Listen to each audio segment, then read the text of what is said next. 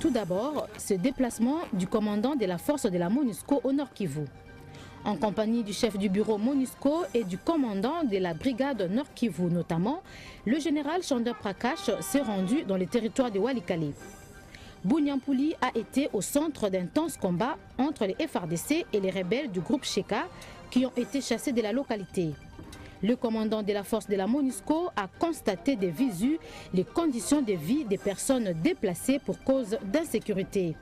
Certaines se sont mises sous la protection des casques bleus de la MONUSCO, dont une base est établie dans le village. Je suis ici au niveau de Binyampur et c'est parce que dans notre entité ici, nous sommes dans le groupement IHAN, nous avons guerre qui est dans notre milieu. La délégation a aussi rencontré les militaires FARDC basés dans la localité et auxquels le commandant de la force a réitéré tout l'appui de la MONUSCO dans leur combat contre les groupes armés rebelles. We are quite keen that the FARDC returns to its original positions. We have worked out the modalities for that. We have spoken to the commanders. We have assured them that if their behavior with the population is good, we will provide them all the logistic support for them to operate against Cheka, for them to establish themselves so that they are able to ensure the security of the population.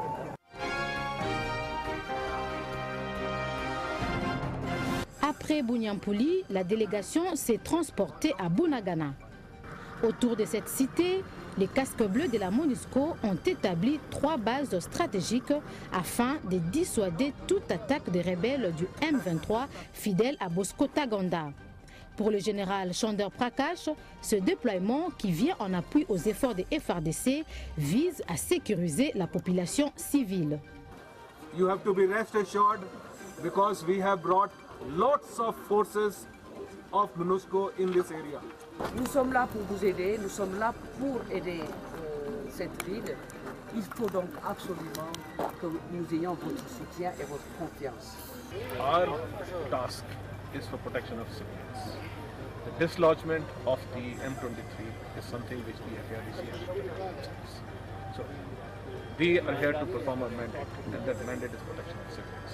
We will do anything to do that. The United Nations has always been in support of the National Army of Congo, and we are giving support of the army, and we're trying to ensure that they have all the support required, that they have technical advice and support in place, and that we have also put our men here and our troops here in order to give additional support in this time, in this very difficult time for the National Army. Apparemment, la situation est supportable. Vous voyez que la population partie commence à avoir confiance dans le village.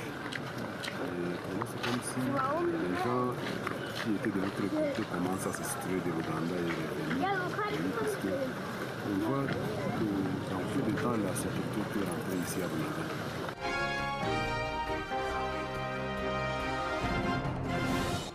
Ainsi donc, la visite du commandant de la force de la MONUSCO intervient à un moment où l'insécurité a refait surface au Nord Kivu. Dans ce contexte, la force de la MONUSCO est largement engagée dans les opérations visant à assurer la protection des populations civiles, en particulier dans les Rutshuru, en adoptant une posture robuste face aux exactions possibles des groupes armés.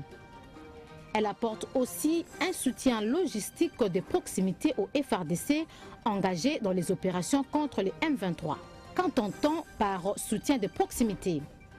À la conférence de presse One UN, le porte-parole militaire de la mission onusienne a apporté des éclaircissements. Ces soutiens se déclinent sur plusieurs volets, a-t-il dit, dont les volets santé. Les structures médicales existent au niveau des différentes bases de la MONUSCO déployées un peu partout dans la province et ces structures sont ouvertes aux militaires FARDC. Nous mettons nos avions à la disposition du commandement des FARDC pour procéder à des vols de reconnaissance et à des vols d'évaluation. C'est ainsi que plusieurs vols ont eu lieu au Sud Kivu, dans le Kaléé, dans l'axe Bunyakiri-Ombo, dans le Bunyampuli, et également dans l'axe Kivanja jusqu'à Runyoni. Donc ça c'est également un deuxième volet. Et enfin le troisième volet, c'est surtout le volet planification. Également au niveau des différents commandements, à un haut niveau, parce que le général, le force commandeur a séjourné pendant une semaine au nord et sud Kivu, il est sur le retour aujourd'hui. Il a procédé à plusieurs réunions de planification avec le général Etumba.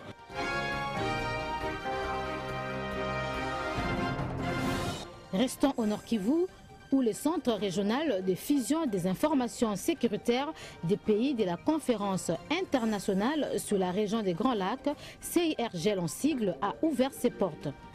Objectif du centre, traquer les groupes armés et poursuivre les présumés criminels recherchés par la Cour pénale internationale en Afrique centrale. Le siège a été inauguré le 18 mai dernier à Goma par le secrétaire exécutif de cette organisation régionale en présence des délégations de 11 pays membres. Le centre aura pour rôle, en tant que centre conjoint ou régional de fusion de renseignements, de collecter tous les renseignements concernant la dynamique de ces forces négatives et groupes armés, d'assurer leur traçabilité et d'élaborer des plans d'action opérationnels pour mener des actions sur terrain. Donc c'est un centre très important. Et ici en permanence vont se réunir et fonctionner 24 experts civils et militaires des services de renseignement de nos pays.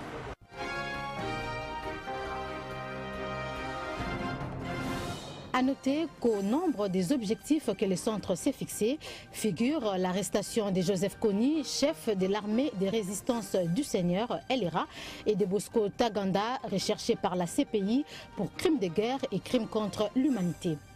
Voilà qui a achevé cette édition. Merci de votre attention.